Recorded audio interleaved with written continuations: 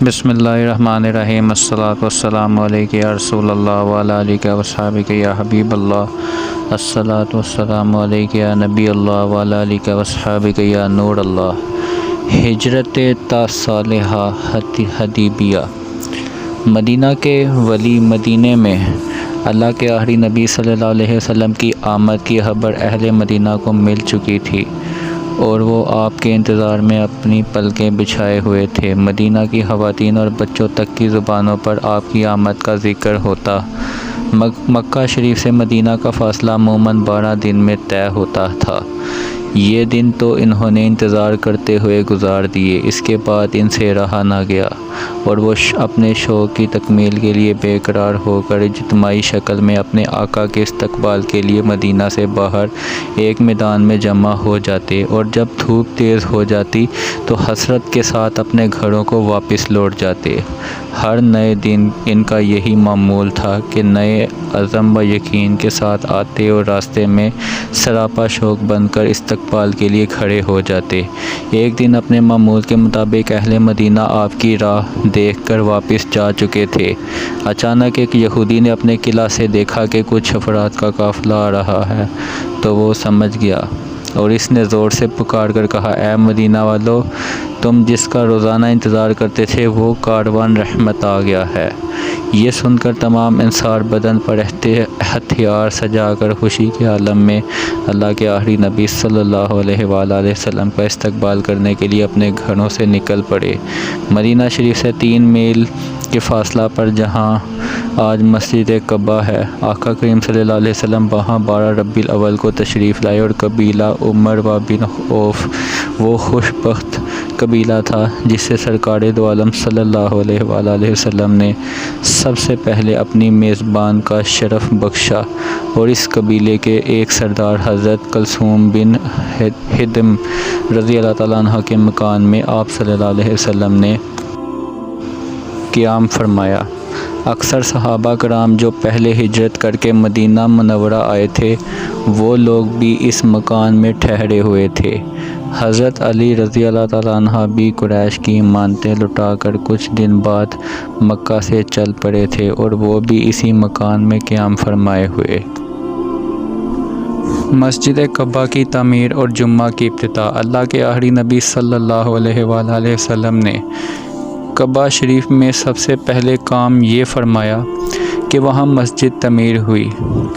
حضرت کلثوم بن ہدم رضی اللہ تعالیٰ عنہ کی ایک نکارہ زمین تھی جہاں کھجوریں خشک کی جاتی تھی۔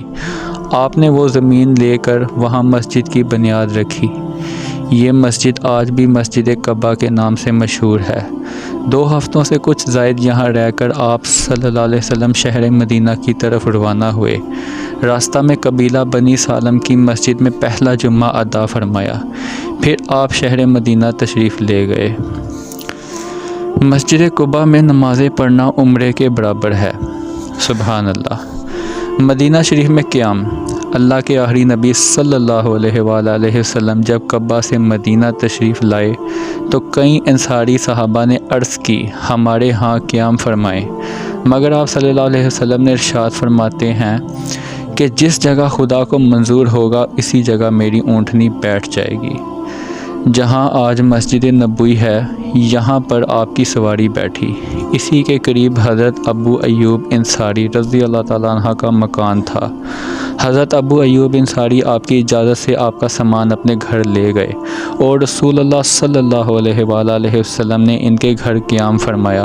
7 مہینے تک حضرت ابو ایوب انصاری رضی اللہ تعالیٰ عنہ نے آپ کی میزبانی کا شرف حاصل کیا۔ جب مسجد نبوی اور اس کے آس پاس کے کمرے تیار ہو گئے تو آپ اپنی ازواج کے ساتھ وہاں قیام فرمائے ہوئے۔ مسجد نبوی کی تعمیر۔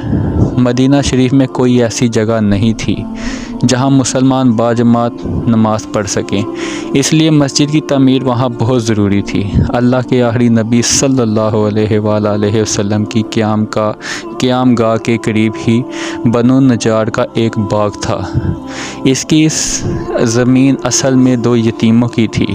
آپ نے ان 2 یتیموں بچوں کو بلایا، انہوں نے زمین مسجد کے لیے نظر کرنی چاہیے، مگر اللہ کے آخری نبی صلی اللہ علیہ وسلم نے اسے پسند نہیں فرمایا۔ اور حضرت ابو بکر صدیق رضی اللہ تعالیٰ عنہ کے مال سے آپ نے اس کی قیمت ادا فرمائی۔ زمین ہموار کر کے خود آپ نے اپنے دست مبارک سے مسجد کی بنیاد ڈالی اور کچی اینٹوں کی دیوار اور کھجور کے ستونوں پر کھجور کی پتیوں سے چھت بنائی جو بارش میں ٹپکتی تھی۔ اس مسجد کی تعمیر میں صحابہ کرام رضی اللہ تعالیٰ عنہ کے ساتھ خود رسول اللہ صلی اللہ علیہ وسلم بھی اینٹیں اٹھا کر لاتے تھے۔ یہیں پر اذان کی ابتدا ہوئی۔ شروع میں حضرت بلال حبشی رضی اللہ تعالیٰ عنہ مسلمانوں کو نماز کے لیے بلایا کرتے تھے۔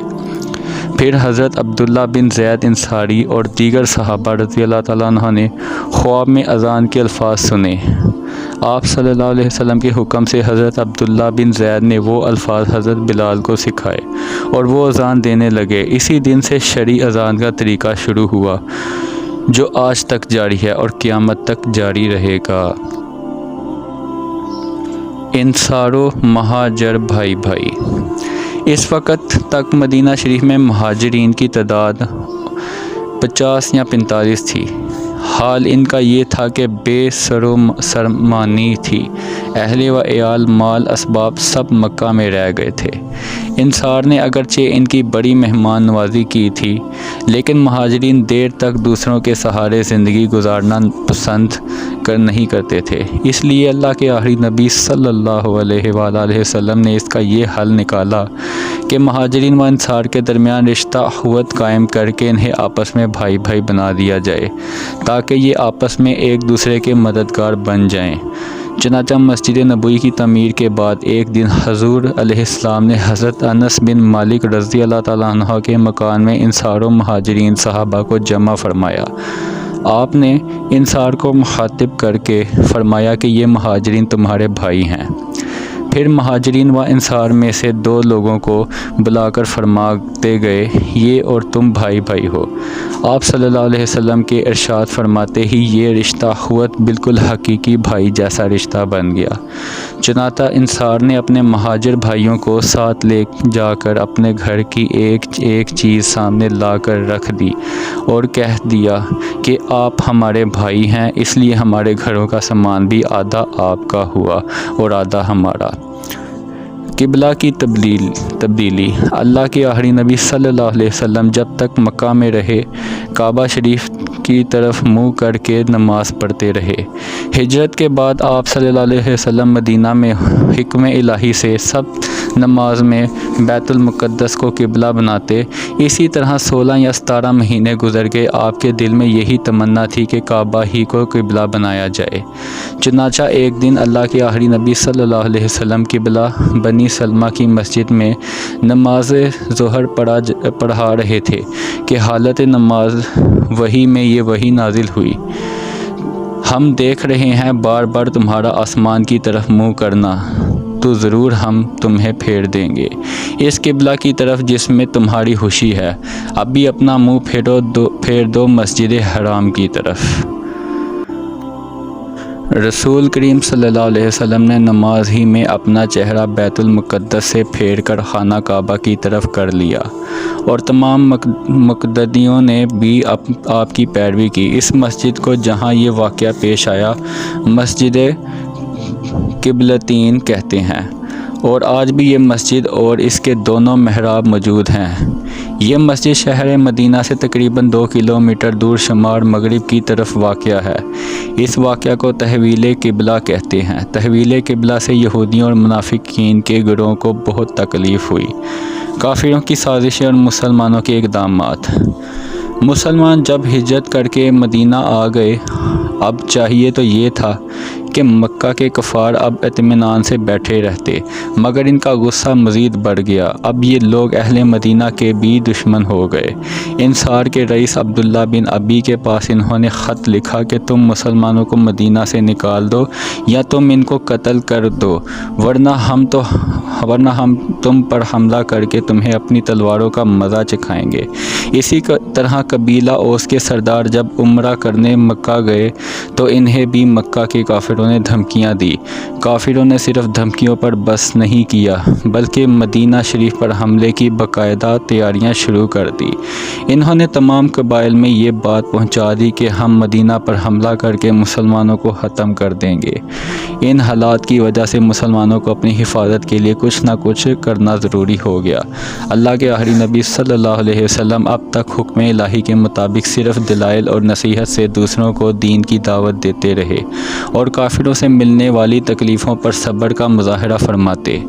لیکن ہجرت کے بعد جب سارا عرب اور یہودی مسلمانوں کے دشمن ہو گئے اور انہیں مٹانے کے لیے طرح طرح کی سازشیں کرنی شروع کر دی تو اللہ کریم نے مسلمانوں کو یہ اجازت دی کہ جو لوگ جنگ کی ابتدا کریں تم بھی ان سے جنگ کر سکتے ہو۔ ان حالات میں آقا کریم علیہ السلام نے دو باتوں کی طرف توجہ فرمائی۔ اہل مکہ کے جو تجارتی قافلے شام جاتے تھے انہیں روکا جائے اور یہ راستہ بند کیا جائے تاکہ وہ لوگ صلح پر راضی ہوں۔ دوسرا، اطراف کے جتنے بھی قبائل ہیں ان سے صلح کے معاہدے کیے جائیں تاکہ کفار مدینہ شریف پر حملہ کی جرات نہ کر سکیں۔ اسی وجہ سے آپ خود بھی اطراف کے قبائل کی طرف تشریف لے جاتے اور چھوٹے چھوٹے لشکر بھی بھیجتے جو کفار مدینہ کی نقل و حرکت پر نظر بھی رکھتے اور قبائل سے امن و امان کے معاہدے بھی کرتے۔ اسی سلسلے میں کفار مکہ اور ان کے اتحادیوں سے مسلمانوں کا ٹکراؤ شروع ہوا اور چھوٹی بڑی لڑائیوں کا سلسلہ شروع ہوا۔ انہیں لڑائیوں کو تاریخ اسلام میں غزوات و اسریہ کا نام دیا جاتا ہے۔ غزوہ اور اسریہ کا فرق: وہ جنگی لشکر جس میں اللہ تعالیٰ کے آخری نبی صلی اللہ علیہ وسلم بذات خود تشریف لے جاتے اسے غزوۃ کہتے ہیں، جبکہ وہ لشکر جس میں آپ شامل نہیں ہوئے اسے سریات کہتے ہیں۔ غزوہ کی جمع غزوات اور سریہ کی جمع سریات آتی ہے۔ غزوات و سریات کی تعداد کے بارے میں اختلاف ہے۔ امام بخاری کی روایت کے مطابق غزوات کی تعداد 19 ہے۔